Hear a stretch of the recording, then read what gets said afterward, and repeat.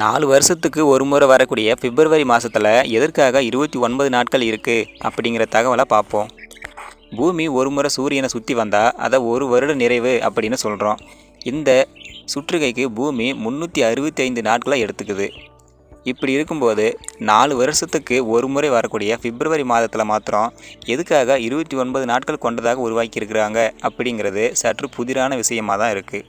அந்த வகையில் இந்த வீடியோவில் லீப் வருடத்தில் வரக்கூடிய பிப்ரவரி மாதத்தில் 29 நாட்கள் அமைந்திருக்கிற சுவாரஸ்யமான காரணத்தை பார்ப்போம்.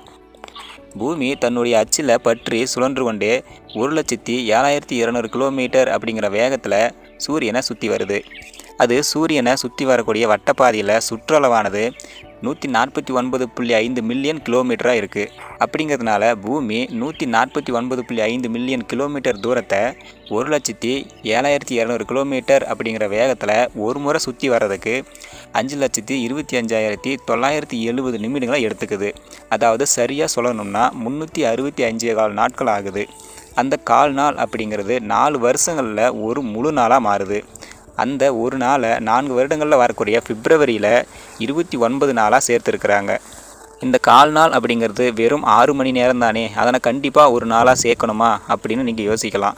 அப்படி சேர்க்காமல் போனால் 300 வருடங்கள் கழிக்கும்போது ஒவ்வொரு நாளாக அதிகரித்து மார்கழி மாதத்தில் வெயிலும் சித்திரை மாதத்தில் அடைமழையும் அப்படிங்கிற வகையில் பருவநிலையும் மாற்றமடையும், நாட்காட்டியும் மாற்றமடையும்.